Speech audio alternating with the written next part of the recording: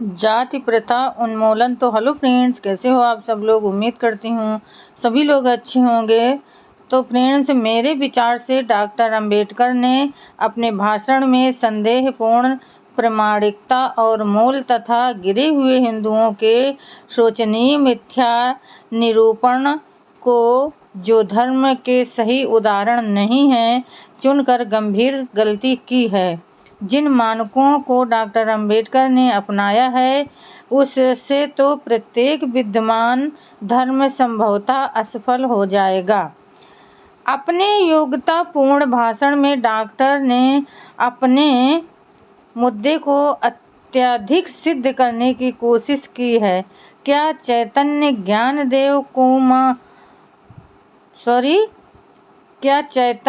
ज्ञानदेव, तुकाराम, तिरुवल्लुवर, रामकृष्ण परमहंस, राजा राममोहन, महर्षि देवेंद्र नाथ टैगोर, विवेकानंद व अन्य विद्वानों द्वारा सिखाया धर्म पूरी तरह गुण रहित है। जैसा कि डॉक्टर अंबेडकर ने अपने भाषण में बताया है, कोई धर्म उसके सबसे खराब उदाहरण से नहीं बल्कि सबसे अच्छे परिणाम से परखा जाना चाहिए। यदि हम इसे सुधार न पाए तो केवल इस प्रकार के मानक की आकांक्षा की जा सकती है। वर्ण बनाम जाति। तो श्री संत राम जी जात पात तोड़क मंडल लाहौर ने इच्छा व्यक्त की कि उनका निम्नलिखित वक्तव्य प्रकाशित किया जाए। मैंने डॉक्टर अंबेडकर और जात पात तोड़क मंडल लाहौर के बारे में आपकी टिप्पणी पढ़ी। इस संबंध में मैं निवेदन करना चाहता हूँ।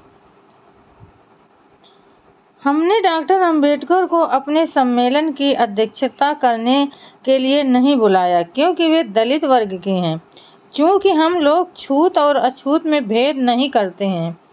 इसके विपरीत हमने डॉक्टर अंबेडकर का चुनाव इसलिए किया कि हिंदू समाज की गंभीर बीमारी का निदान उनका और हमारा एक जैसा है।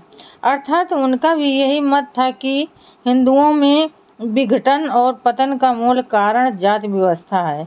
डॉक्टर की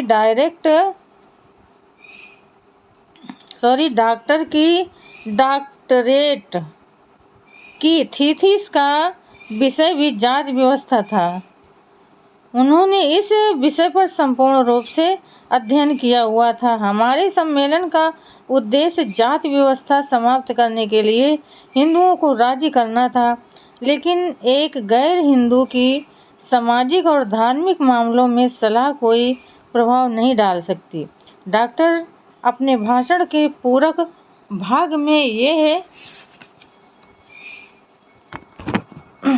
बात कहने पर अड़े रहे कि हिंदू के रूप में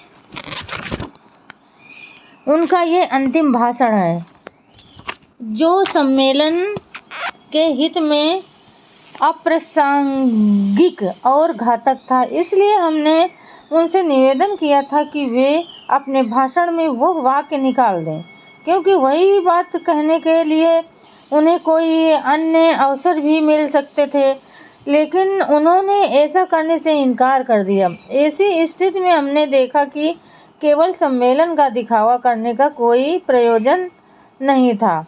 इस सबके बावजूद उनके भाषण की मैं प्रशंसा करता हूँ, क्योंकि इस विषय पर यह सबसे विद्वतापूर्ण थीसिस है जिसका अन्य भारतीय भाषाओं में अनुवाद होना चाहिए।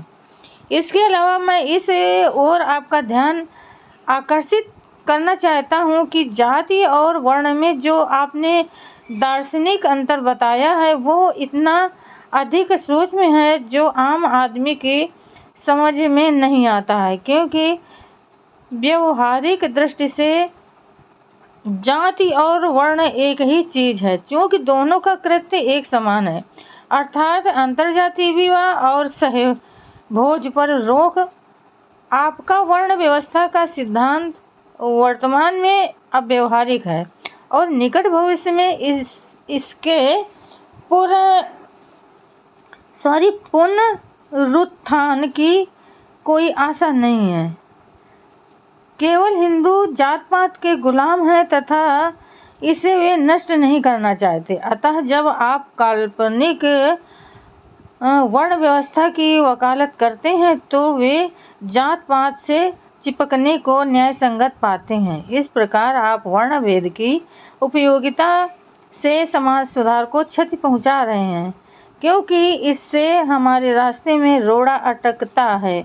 वर्ण व्यवस्था की जड़ पर हमला किए बिना छुआछूत मिटाने की कोशिश करना रोग के बाहरी लक्षणों का इलाज करने या पानी की सतह पर लकीर खींचने जैसा है। द्विज लोग हृदय के किसी कोने से भी तथाकथित छूत और अछूत शूद्रों को सामाजिक समानता नहीं देना चाहते हैं। इसलिए वे जात पात को तोड़ने तथा छुआछूत को मिटाने में उदारता दिखाने से इनकार करते हैं, जिसका साधारण अर्थ है कि वे इस मुद्दे से बचना चाहते हैं। छुआछूत मिटाने के लिए शास्त्रों की मदद लेने का अर्थ है कीचड़ साफ करना।